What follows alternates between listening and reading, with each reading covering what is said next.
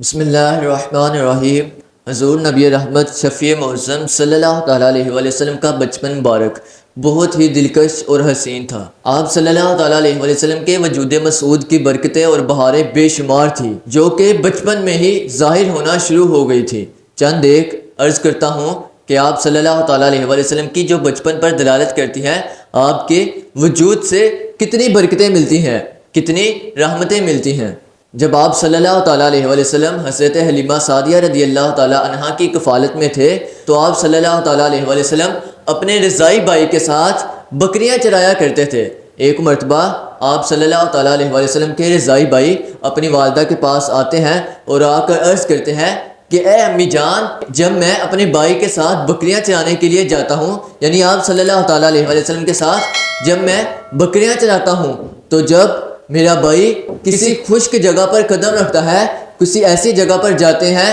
کہ ہم ایسی جگہ پہنچتے ہیں کہ جو خشک ہوتی ہے، کہ جہاں اس کی تازگی، اس کی ہریالی ختم ہو جاتی ہے، میرے بھائی کے قدم رکھنے کے ساتھ اس جگہ وہ ہریالی، وہ تازگی واپس لوٹ آتی ہے۔ جب میرا بھائی بکریوں کو پانی دینے کے لیے کسی کنویں کے قریب جاتا ہے تو وہ کنواں خود بخود پانی اوپر لے آتا ہے، اس کنویں کا پانی خود بخود منہ تک آ جاتا ہے، اس کا پانی اوپر تک آ جاتا ہے۔ اور جب وہ سوتا ہے تو اس کے پاس درندے آتے ہیں اور اس کی قدم بوسی کرتے ہیں۔ جب وہ کبھی دھوپ میں سو جائے تو بادل آ کر اس پر اپنا سایہ کرتے ہیں۔ تو یہ سب باتیں سن کر حضرت حلیمہ سعدیہ رضی اللہ تعالیٰ عنہا نے کہا، اے میرے بیٹے، اپنے بھائی کا زیادہ سے زیادہ خاص خیال رکھنا۔ اور جب پھر آپ صلی اللہ تعالیٰ علیہ وآلہ وسلم کے چچا ابو طالب نے آپ کو اپنی کفالت میں لیا، جب آپ کو اپنے گھر لائے تو ساتھ ہی نبی پاک صلی اللہ تعالیٰ علیہ وآلہ وسلم کے آنے کے ساتھ ہی آپ کے ساتھ برکتیں بھی آ گئی۔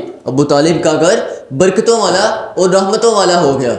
چنانچہ ابو طالب رضی اللہ تعالیٰ عنہ کا ہی بیان ہے کہ جب پیارے آقا صلی اللہ تعالیٰ علیہ وآلہ وسلم سے پہلے میرے بچے جب بھی کھانا کھاتے تو وہ سیر نہ ہوتے، جب جتنا بھی کھانا کھا لیتے تو مکمل پیٹ بھر کر نہ کھاتے۔ جب پیارے آقا صلی اللہ تعالیٰ علیہ وآلہ وسلم سے بیٹھ کر، آپ کے ساتھ بیٹھ کر تناول کرتے، آپ کے ساتھ بیٹھ کر کھاتے تو میرے بچے خوب شکم سیر ہو جاتے، ان کا پیٹ بھر جاتا۔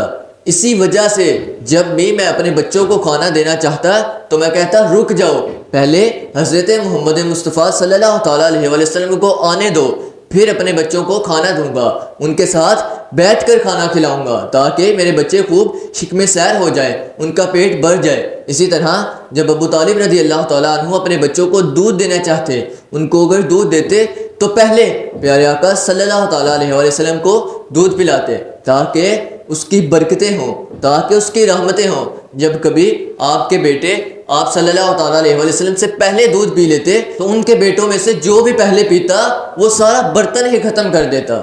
تو ابو طالب رضی اللہ تعالیٰ عنہ یہ دیکھ کر کہتے کہ اے محمد مصطفیٰ صلی اللہ تعالیٰ علیہ وآلہ وسلم، تمہاری برکتوں کا تو کیا ہی کہنا، تمہاری برکتیں بے شمار ہیں۔ اور آپ صلی اللہ تعالیٰ علیہ وآلہ وسلم اللہ تبارک و تعالیٰ کے ایسے پاکیزہ رسول ہیں کہ جنہیں انسانوں کے ساتھ ساتھ جانور بھی جانتے ہیں، اللہ تعالیٰ کے آخری نبی ہیں۔ یہی وجہ ہے کہ جب جانور درندے آپ صلی اللہ تعالیٰ علیہ وآلہ وسلم کو دیکھتے تو آپ کا قرب پانے کی کوشش کرتے، کسی نہ کسی طریقے آپ صلی اللہ تعالیٰ علیہ وآلہ وسلم کے نزدیک جاتے، آپ کا قرب حاصل کرتے، آپ کی برکتیں لیتے۔ تو ہمیں بھی چاہیے کہ پیارے آقا صلی اللہ تعالیٰ علیہ وآلہ وسلم کی برکتیں حاصل کرے، لیکن کیسے؟ حضور صلی اللہ تعالیٰ علیہ وآلہ وسلم کے فرامین کو پڑھ کر، آپ صلی اللہ تعالیٰ علیہ وآلہ وسلم نے جو حکم دیا ہے اس پر عمل کر کے، آپ صلی اللہ تعالیٰ علیہ وآلہ وسلم کے فرامین کو پڑھ کر، قرآن و حدیث کو پڑھ کر اس پر عمل کرے۔ یقیناً جب ہم قرآن و حدیث پر عمل کریں گے تو پیارے آقا صلی اللہ تعالیٰ علیہ وآلہ وسلم کی برکتیں ہوں گی،